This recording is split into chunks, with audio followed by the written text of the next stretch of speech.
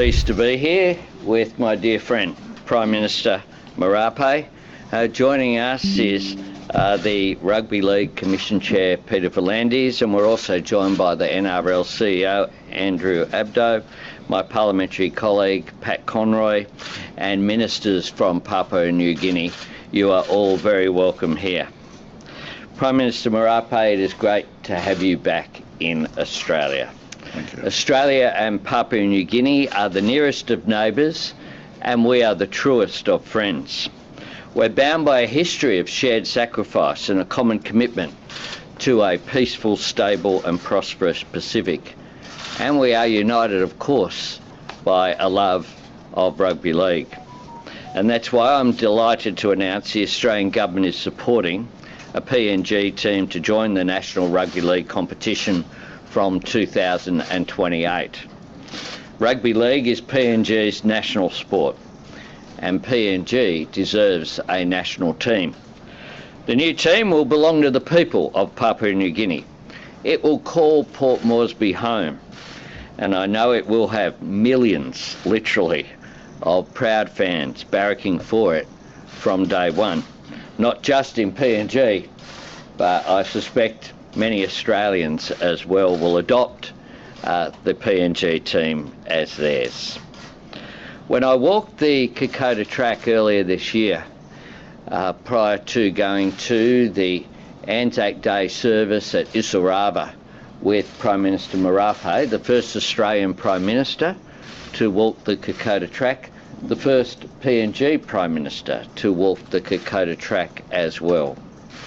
It struck me when we would emerge from the densest of jungles that you can imagine, that when we entered villages, you would be familiar with what people were wearing, because there were many Queensland State of Origin jumpers, I must say, many more than wearing the Blues jumpers. There were Broncos jumpers, Cowboys jumpers, and of course, anywhere in the world, there's always a random South guy or two. And they were there as well. Every team represented. And the kids had such joy when they were passing the footies that we carried along the trek to hand out during that. It was so clear that sport brings us together. It unites us and it inspires us. It crosses borders and it builds bridges. In competing against each other, we learn from each other. And I spoke with Cam In this Murray, video, you are going to who learn was, how to create these objectively 3D chosen to be characters inside captain of the Blender. All of them PM13 are team inspired last by year, and 3D Damien documentary Cook, creators like this year. I don't Fern, know how that keeps Imperial, happening. Cypher and more. So, When I let's spoke dive to in. Cam So the Murray, first thing that you he was just blown away Here we go, folks. by the enthusiasm when the team arrived in Papua New Guinea it also kind of to is. play Prime Minister Marape's 13. Moving beyond. If you're a They business were owner, treated as then heroes. animated explainer videos are the best They way were to capture welcomed attention, with get more such open followers. arms. And the enthusiasm sort of for traditional anyone sport. who has watched those last two Can't really games, compete. when Papua New Guinea led In their and local scored friendship first. at, The you know, enthusiasm as well this sports year when they scored last and at the end was help just out. as great. That joy bringing people together in this amazing country of Papua New Guinea. What this is about isn't just the elite level. This is about the grassroots level. It's about economic development. It's about our relationship between our peoples. And it provides, as sport often does, an opportunity for people to succeed not just in sport but in life. And that is why this partnership that we're announcing today isn't just about Papua New Guinea, it's also about our relationship with the Pacific. The partnership will support young people in the Pacific, girls and boys, women and men, to play rugby league with a focus on PNG, but also on Fiji, Tonga and Samoa. It will complement our existing health and education programs in the Pacific and create new opportunities for women and girls to get involved too. This Pacific Rugby League partnership and my government's support for a PNG team in the NRL shows we're serious about working with our Pacific partners, dare I say it, our Pacific family members, on the aspirations that we have. In January last year, I had the great honour of being the first foreign leader to address the PNG Parliament in Port Moresby. And earlier this year, Prime Minister Marape became the first Pacific leader to address the Australian Parliament in Canberra. We've worked together on so many issues, from responding to the tragic landslide in PNG's Enga province to engaging with our fellow leaders at the Pacific Islands Forum. And I know that Prime Minister Marape has just wrapped up PNG Investment Week here in Sydney, another reminder of our economic cooperation. Today also confirms the entry into force of our bilateral security agreement, which we signed just over a year ago in Canberra. Since the landmark agreement, we've made real progress, with Australia providing tangible support to PNG's internal security priorities. And just this week, we have opened our Pacific Policing Initiative training facility in Pinkenba in Brisbane, providing support for training in policing right across the Pacific, a $400 million initiative that we announced and got support for as the centrepiece of our engagement at the Pacific Island Forum. As Prime Minister Marape has said, Australia is Papua New Guinea's security partner of choice. And that's not surprising. Next year, in 2025, we will celebrate the 50 years commemoration of PNG independence. This is a relationship which went to a new level as well in World War II, which is why the Kokoda track is a sacred site for our relationship as far as I'm concerned and for so many Australians. So as we look towards that anniversary of independence next year, what is clear is the growing strategic trust that underpins our partnership and our enduring commitment to working together as friends and as equals. I think that today is a day where people will look back in 5 years, 10 years, 20 years, and see that this was a day where the relationship between our nations was cemented even further and strengthened from a very strong base that we have, forged with our common history, into a new level. Because what this will do is make sure that all those who visit Port Moresby to watch their team play or just to watch a game in what will be a ground that has, dare I say it, a most extraordinary atmosphere compared with any ground in Australia. There'll be none better as an experience than going to Port Moresby, or they're watching it on TV, or just following it in the press where you find journalists are writing about the games. It will change the way that PNG is reported on in Australia and the way Australia is reported in PNG to something that's not unusual, but something that is a day-to-day occurrence. That dynamic is what has driven me to be so supportive of this extraordinary project.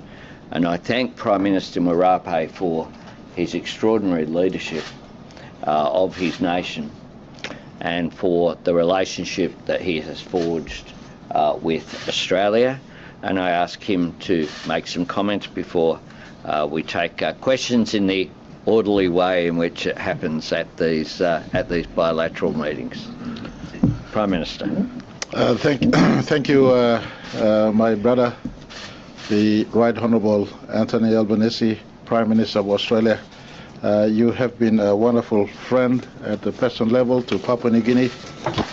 Your party at 1975, the Whitlam government, birthed what is now Papua New Guinea. We stand as the most diverse nation on the face of planet Earth. Over 830 spoken languages. They all belong to their own cultural structure and society, fused into one nationhood in 1975. Labour government gifted Papua New Guinea its sovereignty at 1975, and at the verge of our 50th anniversary next year, to have this team announced. And I want to appreciate the Australian Rugby League, Peter Vallenders and your commissioners. I want to appreciate National Rugby League, Andrew Abdo, and every one of you at the National Rugby League. Without influencing your due processes, the support by two governments was strategic. It was strategic in the sense that we belong to one region. Our shared space is important. In a world that is currently conflicted all over, I see as a leader of my country with concern the contests and conflicts happening in Eastern Europe, so to speak, or in Middle East, so to speak, and the potential of conflicts into the future. We want to preserve our Pacific safe, peaceful, and good for all of us to live in, especially our children. And wise, good generations construct a future in which their children could enjoy peace and comfort and life. And today, the decision made, all in all, not just by the two governments and the investments of time and money we're putting into this, but more importantly by National Rugby League and the Australian Rugby League, to embrace a team from Papua New Guinea is a monumental decision that will stand into time as pivotal in the construct of anchoring PNG-Australia relationship and the Pacific relationship. In the heart of every foreign relation lies people-to-people relations. A foreign relation minus people-to-people relation is completely in vain. When we engage with people-to-people, it secures the future of our space, our region, and our nations. Papua New Guinea is no stranger to Australia. We have relations in Australia. For instance, the Federation North Queensland, only but 5 minutes by swim across into the south part of my country. You have the Torres Strait Islanders share DNA with Papua New Guineans. They have relations in PNG and relations in Australia. And so that is how close we are. Apart from other closeness we have in our shared worldview, in our shared democratic outlook, in our shared free market capital, we have more than 5,000 Australian investors, companies who pay their taxes in Australia. If I could remind this in so that assist my brother Prime Minister here, some may complain, what is the use of investing substantial money into a PNG team? Well, Australian companies earn their money in PNG and pay their taxes in Australia. And so it goes both ways. Papua New Guinea is also into time want to invest in Australia. We have Papua New Guinea investors now investing in Australia. The last conference that we just held in Sydney spent 20 million Australian dollars into the week we were living, camping, and spending our time in Sydney. So the synergy of both economies work two ways. It is a two-way relationship. Much of this were also led and driven by our government's own intention to unite our country. I want to say I was in a cabinet in 2008. 35 years after our independence, that cabinet was led by the founding father of my country, the late Grand Chief Sam Michael. He saw it in him that to unite our country, we must have a team in NRL. And he, under his cabinet, first initiated our NRL bid in 2008. God bless his soul, he's rested, he's gone, but the spirit lives on. The spirit to unite PNG lives on, and Rugby League. I want to say to Peter and Andrew and the team behind Australian Rugby League and National Rugby League that what you are gifting to us in the license to have a team in NRL goes in the heart of uniting our diverse country together. For us, it's not just sport and sport commerce, and it is deeply national unity strategy in the face of our 50th independence anniversary next year. Uniting the most diverse nation on the face of planet Earth, and also uniting PNG Australia together at where it matters most, people to people. And as far as rugby league is concerned, you have no other nation on planet Earth who will claim that it is their national sport except Papua New Guinea. In terms of viewing today, my country is almost 100% covered in terms of ICT and satellite access to telephone and the access to ICT. In that space, you would have seen in the last Prime Minister's 13 match, we would have broken any other ordinary club match viewership in as far as viewing online is concerned. And so that market is enormous for the online viewing, as well as actual game time viewing, both in Australia and Papua New Guinea. I have over 100,000 working Papua New Guineans in Australia right now, in the mines, in work in Australia. A potential spectator and support base to move from time to time, game to game as the team is playing. I want to indicate to every one of you in Australia and back home, we're not just filling in the numbers for Anthony and James feel good. Far from it, we want to win competition. And just like Dolphins did in the first year of entry, we will feel a very strong team. First game 2028, a strong team we're running. We have a solid team behind the scene working. Chairman Wapu is here, Andrew Hill is here, Sandy Staka is here, our sports minister is here, our security minister is here. It just goes bigger than just rugby league and sport. It is national development, national unity, our regional unity, PNG Australia unity, our security conversations, all is dovetailed into this one team to unite our country into one team, one nation, one country, and of course one people. So I just want to appreciate the Australian people for your support to your national leader, who is visionary, who thinks beyond just this generation. What Prime Minister Albanese and his cabinet is doing is thinking 2, 3, 4 generations down the line. That this part of the world, our Pacific, must remain focused, united, free market, democratic ambience around how we live in this space. And this is not just for today and our spectator, what's in 2028, far from it.